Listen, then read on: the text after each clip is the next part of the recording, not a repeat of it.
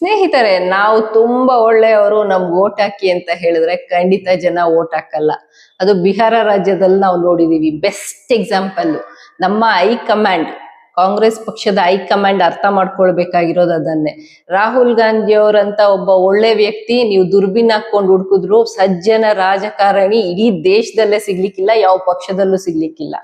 ಅವರು ಫೇಲ್ಯೂರ್ ಆಗ್ತಾ ಇರೋದು ಎಲ್ಲಿ ಅಂತ ಹೇಳಿದ್ರೆ, ನಾನು ಇಷ್ಟು ಒಳ್ಳೆ ಆಲೋಚನೆಗಳನ್ನ ಇಟ್ಕೊಂಡಿದೀನಿ, ನಾನು ಹೇಳ್ತಾ ಇದ್ದೀನಿ, ಮತ್ತೆ ನನ್ಗೆ ಓಟ್ ಹಾಕ್ದೆ ಮತ್ತೆ ಯಾರು ಓಟ್ ಹಾಕ್ತಾರೆ ಅಂತ ಅವರು ಮುನ್ನುಗ್ತಾ ಇರುವಂತಹ ಒಂದು ಏನ್ ಹೇಳ್ತಾರೆ ಮುಗ್ಧತೆ ಅಥವಾ ಆ ರೀತಿಯನ್ನ ನೋಡಿದ್ರೆ ಎಲೆಕ್ಷನ್ ಅಲ್ಲಿ ವಿನ್ ಮಾಡೋದಕ್ಕೆ ತುಂಬಾ ಕಷ್ಟ ಇದೆ. ಅದನ್ನ ಬಿಹಾರಲ್ಲಿ ನಾವು ನೋಡಿರ್ಬೋದು.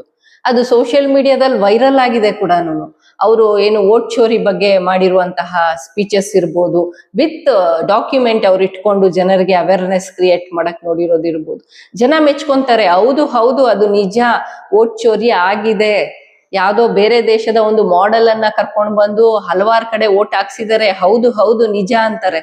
ಆದ್ರೆ ಅದು ವೋಟ್ ಆಗಿ ಕನ್ವರ್ಟ್ ಆಗತ್ತಾ? ಡೆಫಿನೆಟ್ಲಿ ಇಲ್ಲ. ಸಂಘಟನೆ ಆಗ್ಬೇಕು. ಅಲ್ಲಿ ಒಬ್ಬ ಡಿ ಕೆ ಶಿವಕುಮಾರ್ ಅಂತಹ ಕಾರ್ಯಕರ್ತ ಒಂದು ಏನೋ ಸ್ಟೇಟ್ ಪ್ರೆಸಿಡೆಂಟ್ ಆಗಿದ್ದಿದ್ರೆ ಡೆಫಿನೆಟ್ಲಿ ಅಲ್ಲಿ ನಾವು ಗೆಲ್ತಾ ಇದ್ವಿ. Seriously I am telling. Mass leadership ಇರ್ಬೋದು ಅಥವಾ ನೀವ್ ಏನೇ ಹೇಳ್ಬೋದು, ಅವರು ಮಾಸ್ ಲೀಡರ್ಶಿಪ್, ಅವರನ್ನ ಜನ ಅವ್ರ ಭಾಷಣ ಮಾಡಿದ್ರೆ ಚಪ್ಪಾಳೆ ಹೊಡಿತಾರೆ, ಎಲ್ಲಾನು ಹೌದು. ನಾವು ಒಳ್ಳೆಯವರು ಅಂತ ಹೇಳಿ ಎಲೆಕ್ಷನ್ಗೆ ನಾವು ಹೋಗ್ಬಿಟ್ಟು ನಿಂತ್ಕೊಂಡ್ಬಿಟ್ರೆ ಯಾರು ಓಟ್ ಹಾಕಲ್ಲ. ಆ ಒಳ್ಳೆತನ ಏನು, ಅದರಿಂದ ನಿಮಗೇನ್ ಬೆನಿಫಿಟ್ ಆಗತ್ತೆ ಅನ್ನೋದನ್ನ ಜನರ ಮನದ ಕದವನ್ನ ಹಿಂಗ್ ತಟ್ಟಿ ತಟ್ಟಿ ಹೇಳ್ಬೇಕಾಗತ್ತೆ. ಅದನ್ನೇ ಡಿ ಕೆ ಶಿವಕುಮಾರ್ ಅವ್ರು ಮಾಡಿದ್ದು. ಪ್ರತಿ ಜನರ ಮನೆಗೆ ಅವರ ಯೋಜನೆಗಳನ್ನ ತಲುಪಿಸಿದ್ರು. ಅಂದ್ರೆ ನಾವು ಏನು ಯೋಜನೆಗಳನ್ನ ನಾವು ಗೆದ್ದು ಬಂದ್ರೆ ನಮ್ಮ ಆಶ್ವಾಸನೆಗಳನ್ನ ಪ್ರತಿ ಮನೆಗೆ ತಲುಪಿಸಿದ್ರು. ಏನು ನಮ್ಮ ಇವತ್ತು ಪಂಚ ಗ್ಯಾರಂಟಿಗಳಿವೆ, ಅದು ಇವತ್ತು ನಾವು ಕೊಟ್ಟ ಮೇಲೆ ಸಕ್ಸಸ್ಫುಲ್ ಅಲ್ಲ, ನಾವು ಅಧಿಕಾರಕ್ಕೆ ಬಂದ್ರೆ ಇದನ್ನ ಕೊಡ್ತೀವಿ ಅಂತ ಹೇಳಿದ್ವಲ್ಲ, ಅದನ್ನ ಮನೆಗಳಿಗೆ ತಲುಪಿಸಿದ್ವಲ್ಲ, ಅದು ಸಕ್ಸಸ್ಫುಲ್ಲು. ಇದನ್ ಮಾಡಿದ್ಯಾರು ಅಂತ ಕೇಳಿದ್ರೆ one and only D K Shivakumar sir. ಎಲ್ಲರ ಕೈಲೂ ಆಗ್ತಾ ಇರ್ಲಿಲ್ಲ. ಅದೇ ನೀವು ಒಬ್ಬ ಬೇರೆ ರಾಜ್ಯದವರಿಗೆ ಕೊಟ್ಟು ಅದು ಪ್ರತಿ ಜನರ ಮನ ತಲುಪಿದಿದ್ರೆ ನಾವು ಡೆಲ್ಲಿ ಗೆಲ್ತಾ ಇದ್ವಿ, ನಾವು ಬಿಹಾರ್ ಕೂಡ ಗೆಲ್ತಾ ಇದ್ವಿ. ಆ ಕೆಪಾಸಿಟಿ ಮತ್ತೆ ಆ ಸ್ಟ್ರಾಟರ್ಜಿ ಇದೆಯಲ್ಲ, ಜಿಲ್ಲೆಗೂ ತಲುಪುವಂಥದ್ದು, ಗ್ರಾಮಕ್ಕೂ ಅದನ್ನ ತಲುಪಿಸುವಂಥದ್ದು ಇದೆಯಲ್ಲ, ಹೈಲಿ ಇಂಪಾಸಿಬಲ್. ಅಲ್ಲೇ ನಾವು ಸೋಲ್ತಾ ಇರೋದು. ರಾಹುಲ್ ಗಾಂಧಿ ಅವರು ಒಳ್ಳೆ ನಾಯಕರು ಅಲ್ಲ ಅಂತ ಹೇಳುವಂಥದ್ದಲ್ಲ. ರಾಹುಲ್ ಗಾಂಧಿ ಅವರಂತಹ ದಿ ಬೆಸ್ಟ್ ನಾಯಕರು ಇನ್ನೊಬ್ರು ಈ ದೇಶದಲ್ಲಿ ಎಲ್ಲೂ ಸಿಗ್ಲಿಕ್ಕೇನೆ ಇಲ್ಲ. ಆದ್ರೆ ಅವರು ಫೇಲ್ಯೂರ್ ಆಗ್ತಾ ಇರೋದು ಎಲ್ಲಿ ಅಂತ ಹೇಳಿದ್ರೆ, ರಾಹುಲ್ ಗಾಂಧಿ ಅವರು ಡಿ ಕೆ ಶಿವಕುಮಾರ್ ಅಂತಹ ಸಂಘಟನಾಕಾರರನ್ನ ಗುರ್ತಿಸೋದ್ರಲ್ಲಿ ಎಲ್ಲೋ ಎಡುತ್ತಾ ಇದ್ದಾರೆ. ಯಾಕಂದ್ರೆ ನಮ್ಮ ಯೋಜನೆಗಳನ್ನ ಜನರ ಮನಸ್ಸಿಗೆ ಹೀಗೆ ಕದ ಬಡ್ದಂಗ್ ತಟ್ಟಿ ಎಬ್ಸಿ ಅವರನ್ನ ಹೇಳ್ಬೇಕಾಗಿದೆ. ಏಳಿ ಭಾರತೀಯರೇ, ಎದ್ದೇಳಿ, ನಿಮ್ಮ ಗುರಿಗಳು ಇವಾಗಿರ್ಬೇಕು, ನಿಮ್ಮ ಆಶ್ವಾಸನೆಗಳು ಈ ರೀತಿ ಇರಬೇಕು ಸರ್ಕಾರಗಳಿಂದ, ಈ ಆಶ್ವಾಸನೆಗಳಿಗೆ ನೀವು ಕಿವಿ ಕೊಡಬೇಕು. ಅವಾಗ ಒಂದು ದೇಶ, ಒಂದು ರಾಜ್ಯ, ಒಂದು ಗ್ರಾಮ ಅಥವಾ ಒಂದು ವಾರ್ಡ್ ಏನೇ ಇರ್ಬೋದು ಗೆಲ್ಬೇಕು ಅಂತ ಆದ್ರೆ ಸಾಧ್ಯ ಇರುವಂತದ್ದು. ಇದನ್ನ ಜನರ ಮನಸ್ಸಿಗೆ ತಲುಪಿಸೋದ್ರಲ್ಲಿ ನಾವು ಎಡುತ್ತಾ ಇದ್ದೀವಿ. ಈ ತರ ನಾಯಕರನ್ನ ಗುರುತಿಸೋದ್ರಲ್ಲೂ ನಮ್ಮ ಪಕ್ಷ ಎಡುತ್ತಾ ಇದೆ. ಇವತ್ತು ನಾವು ಸಿದ್ದರಾಮಯ್ಯ ಅವ್ರಿಗೆ 2.5 ವರ್ಷ ಅಧಿಕಾರಾವಧಿ ಅವರು ಮಾಡಿದ್ದಾರೆ. ಇವತ್ತು ಸಂಪೂರ್ಣವಾಗಿ ಮುಗಿಸಿದ್ದಾರೆ ಸಿಎಂ ಆಗಿ. ಅವ್ರೇನು ಕೆಲಸ ಮಾಡಿಲ್ಲ ಅಂತ ಹೇಳೋದಲ್ಲ, ಅವರು ಬಹಳ ಅದ್ಭುತವಾದ ಒಂದು ಏನು ಫೈನಾನ್ಸ್ ಮಿನಿಸ್ಟರ್ ಅಂತಾನೆ ಹೇಳ್ಬೋದು. ಅವರು ಒಂದು ಬಜೆಟ್ ಅನ್ನ ಮಂಡನೆ ಮಾಡಿದ್ರೆ ಅದು ಫೇಲ್ ಆಗೋ ಮಾತೇ ಇಲ್ಲ. ಅಷ್ಟು ಚಂದಕ್ಕೆ ಅವರು ಬಜೆಟ್ಗಳನ್ನ ಮಂಡಿಸಿದ್ದಾರೆ. ಹಾಗೂ ಅವರು ಏನು ಸಿಎಂ ಆಗಿ ಮೊದಲು 5 ವರ್ಷ ಏನಿದ್ರು ಅವಾಗ ಕೂಡ ಗ್ಯಾರಂಟಿಗಳ ಮೇಲೆ ಗ್ಯಾರಂಟಿಗಳನ್ನ ಕೊಟ್ಟು ಜನರನ್ನ ಸದೃಢರನ್ನಾಗಿ ಮಾಡಿದ್ದಾರೆ, ಆರ್ಥಿಕ ಸದೃಢರನ್ನಾಗಿ ಮಾಡಿದ್ದಾರೆ. ಪ್ರತಿಯೊಬ್ರು ಅನ್ನ ಊಟ ಮಾಡೋಂಗ್ ಮಾಡಿದ್ದಾರೆ. ಯಾಕಂದ್ರೆ ಈ ರಾಜ್ಯದಲ್ಲಿ ಅನ್ನಕ್ಕೂ ಕಷ್ಟ ಪಡ್ತಾ ಇದ್ದಂತಹ ಪರಿಸ್ಥಿತಿ ಇತ್ತು. ಆದ್ರೆ ಇವತ್ತು ಅಕ್ಕಿ ಮಾರ್ಕೊಂತ ಇದ್ದಾರೆ ಅಂತ ಹೇಳಿ ಬಿಜೆಪಿ ಅವ್ರು ಹೇಳ್ತಾರೆ. ಅಂದ್ರೆ ಅಷ್ಟರ ಮಟ್ಟಿಗೆ ಅವರನ್ನು ಶ್ರೀಮಂತರನ್ನಾಗಿ ಅಕ್ಕಿನ ಮಾರ್ಕೊಳ್ಳಿ ಬಿಡಿ, ನನ್ನ ಕೇಳಿದ್ರೆ ಅಷ್ಟರ ಮಟ್ಟಿಗೆ ಸದೃಢರನ್ನಾಗಿ ಸಿದ್ದರಾಮಯ್ಯ ಅವರು ಒಳ್ಳೆ ಆಡಳಿತವನ್ನ ಕೊಟ್ಟಿದ್ದಾರೆ. ದ ಬ್ಯೂಟಿಫುಲ್ ಅಂಡ್ ನಾವು ಲೈಫ್ ಟೈಮ್ಗೆ ಮರೆಯಕ್ಕಾಗದೇ ಇರುವಂತಹ ಒಬ್ಬ ನಾಯಕ ಅಂತ ಹೇಳಿದ್ರೆ, ಆಡಳಿತಗಾರ ಅಂತ ಹೇಳಿದ್ರೆ that is Siddaramaiah, no doubt. ಕರ್ನಾಟಕದ ಪೊಲಿಟಿಕಲ್ ಕ್ರಶ್ ಅವರು, ಇನ್ನೊಂದು ಮಾತಿಲ್ಲ. ಆದ್ರೆ ಮುಂದಿನ ದಿನಗಳಲ್ಲಿ ನಮ್ಗೆ ಎಲೆಕ್ಷನ್ ಅನ್ನ ಫೇಸ್ ಮಾಡ್ಬೇಕಾಗಿದೆ. ಇನ್ನೊಂದಷ್ಟು ಸ್ಟ್ರಾಟಜಿಗಳನ್ನ ಮಾಡ್ಕೋಬೇಕಾಗತ್ತೆ. ಯಾಕಂದ್ರೆ ಬಿಜೆಪಿ ಇವತ್ತು ವಾಟ್ಸಪ್ ಅಲ್ಲೇನೆ ಎಲ್ಲಾ ಜನರನ್ನ ಮಂಗ ಮಾಡ್ತಾ ಇದೆ. ಈಗ ನೀವೇ ನೋಡ್ಬೋದು, ಬಿಹಾರದಲ್ಲಿ ಅಲಿನಗರವನ್ನ ಸೀತಾನಗರ ಮಾಡ್ತೇನೆ ಅಂತ ಒಂದು ದೇವರ ನಾಮ ಆಡ್ಕೊಂಡಿರುವಂತಹ ಒಂದು ಯೂಟ್ಯೂಬರ್ ಹೆಣ್ಮಗಳು ಮೈಥಿಲಿ ಠಾಕೂರ್, 25 ವರ್ಷ, ಆಕೆ ಅಲ್ಲಿ ವಿನ್ ಮಾಡಿದಾಳೆ.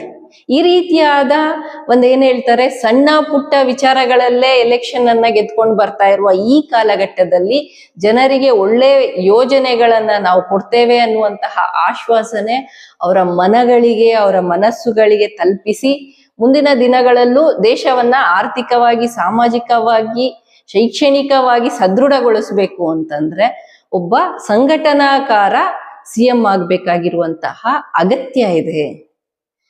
ಈಗಾಗ್ಲೇ ನಾವು ಹೆಚ್ಚಿನ ಅವಕಾಶಗಳನ್ನ ಬೇರೆ ಎಲ್ಲ ನಾಯಕರಿಗೂ ಕೊಟ್ಟಿದ್ದೇವೆ, ಇಲ್ಲ ಅಂತಲ್ಲ ನಮ್ಮ ಪಕ್ಷದಿಂದ. ಇದನ್ನ ನಮ್ಮ ಹೈಕಮಾಂಡ್ ಅರ್ಥ ಮಾಡ್ಕೋಬೇಕು. ಅರ್ಥ ಮಾಡ್ಕೊಂಡ್ರೆ ತುಂಬಾ ಸುಲಭವಾಗಿ DK ಶಿ ಅವ್ರಿಗೆ ಈ ಅವಕಾಶವನ್ನ ಮಾಡ್ಕೊಡ್ಬೋದು. ಹಾಗೂ ಮುಂದಿನ ದಿನಗಳಲ್ಲಿ ಕರ್ನಾಟಕದ ಸಿಎಂ ಅವರಾದ್ರೆ 2028 ಕೂಡ ಗೆಲ್ಲೋದಕ್ಕೆ ಏನೂ ಡೌಟ್ ಇಲ್ಲ. ಆರಾಮಕ್ಕೆ ನಾವು 140 ಅಲ್ಲ 150 ಸೀಟ್ ಮೇಲೆ ಗೆದ್ಕೊಂಡು ಬರ್ತೀವಿ. ಯಾಕಂದ್ರೆ ಅವರು 24/7 ಅವ್ರು ಯಾವಾಗ್ಲೂ ರೆಡಿ ಇರ್ತಾರೆ ಒಳ್ಳೆಯ ಯೋಜನೆಗಳನ್ನ ಜನರ ಮನಸ್ಸಿಗೆ ತಲುಪಿಸೋದ್ರಲ್ಲಿ ಹಾಗೂ ಅವರಿಗೆ ಸಿಗ್ಬೇಕು ಅಂತ ಹೇಳೋದ್ರಲ್ಲಿ. ಇದರಿಂದ ನಾವು ಅವರನ್ನ ಪರಿಗಣನೆಗೆ ತಗೊಳ್ಬೇಕಾಗತ್ತೆ. ಈ ಕುರ್ಚಿ ಅಂತ ಹೇಳಿ ಏನೋ ಒಂದಷ್ಟು ಕುಮಾರಣ್ಣನ ಪಕ್ಷ ಅಂತೂ ಭಯ ಪಟ್ಬಿಟ್ಟಿದ್ದಾರೆ. ಎಲ್ಲಿ ಒಬ್ರು ಒಕ್ಕಲಿಗ ನಾಯಕ ಸಿಎಂ ಆಗ್ಬಿಟ್ರೆ ಕರ್ನಾಟಕ ಇಂದ ಬಿಜೆಪಿ ಅವರು ನಮ್ಮನ್ನ ದೂರ ಇಟ್ಬಿಡ್ತಾರೋ JDS ಪಕ್ಷವನ್ನ ಅಂತ ಹೆದರ್ಕೊಂಡಿದ್ದಾರೆ. ಕುಮಾರಣ್ಣ ಅವರೇ ಹೆದರ್ಕೊಳ್ಬೇಡಿ, DK ಶಿವಕುಮಾರ್ ಅವರು ಎಲ್ಲರ ನಾಯಕರು, ಅವರೇ ಹೇಳ್ಕೊಂಡಿದ್ದಾರೆ. 140 MLAಗಳು ನಮ್ಮವ್ರೆ, ನಾನ್ ಕಷ್ಟಪಟ್ಟು ದುಡ್ದು ಗೆದ್ದಿದ್ದಾರೆ ಅವರು. ಅವರ ಒಂದು ಪರ್ಸನಲ್ ಕೆಪಾಸಿಟಿನೂ ಇದೆ, ಅದ್ರಲ್ಲಿ ಇನ್ನೊಂದು ಮಾತಿಲ್ಲ. ಆದ್ರೆ ಇವರ ಎಫರ್ಟುನು ಅಷ್ಟೇ ಇದೆ ಅನ್ನೋದನ್ನ ಅವ್ರು ಯಾವತ್ತೂ ಒಂದು ಜಾತಿಗೋ ಅಥವಾ ಒಂದು ವರ್ಗಕ್ಕೋ ಸೀಮಿತಗೊಂಡವರಲ್ಲ. ಅವರು ಪಕ್ಕ ಸೆಕ್ಯುಲರ್ ನಾಯಕರು. ಮೈ ಬ್ರದರ್ಸ್ ಅಂತ ಹೇಳಿದ್ರು. ಯಾರು ತೇಜಸ್ವಿ ಸೂರ್ಯ 2 ಅಕ್ಷರ ಇಲ್ಲ ನಿಮ್ಮ ಎದೆ ಸೀಳಿದ್ರೆ ಅಂತ ಹೇಳಿ ನಮ್ಮ ಮುಸಲ್ಮಾನ ಸಹೋದರರನ್ನ ಒಂದು ಹಂಗಿಸುವ ರೀತಿಯಲ್ಲಿ ಅವಮಾನ ಮಾಡಿದಾಗ, ಆಮೇಲೆ ನಮ್ಮ ಯೇಸುಕುಮಾರ್ ಅಂತ ಕರೆದ್ರು ಒಂದು ಚರ್ಚ್ ಏನೋ ಕಟ್ಲಿಕ್ಕೆ ಹೋದಾಗ. ಇದೆಲ್ಲ ನಾಮಫಲಕಗಳು ಬರೋದು ಯಾವಾಗ ಅಂತ ಹೇಳಿದ್ರೆ ಒಬ್ಬ ಸೆಕ್ಯುಲರ್ ನಾಯಕನಿಗೆ ಮಾತ್ರ ಬರುವಂತದ್ದು. ಅವರನ್ನ ಒಂದು ಜಾತಿಗೆ, ಒಂದು ಧರ್ಮಕ್ಕೆ ಸೀಮಿತಗೊಳಿಸಬಾರ್ದು. ಅವರ ಮನಸ್ಸಲ್ಲಿ ಅವರು ದೈವ ಆರಾಧಕರು, ಅವರ ಮನೆಯಲ್ಲಿ ಅವರು ದೈವ ಆರಾಧಕರು. ಹೌದು, ನಾನು ಅದನ್ನು ಒಪ್ಕೊಂತೇನೆ. ಪಕ್ಕ ಹಿಂದೂ, ಹುಟ್ಟಿರೋದು ಹಿಂದೂ ಆಗಿ ನಾನು ಹೋಗೋದು ಹಿಂದೂ ಆಗಿ ಅಂತ ಹೇಳಿದ್ದಾರೆ. ಆದ್ರೆ ಅವರು ಎಲ್ಲರನ್ನು ಸಮಾನವಾಗಿ ಕಾಣುವಂತಹ ಒಂದು ಮಹಾನ್ ಹಿಂದೂ ಅಂತ ನಾನು ಹೇಳ್ತೇನೆ. ಅದೇನೇ ಇರ್ಲಿ ಸ್ನೇಹಿತರೆ, ಈ ವಿಡಿಯೋ ಹೆಚ್ಚು ಶೇರ್ ಆಗ್ಬೇಕು.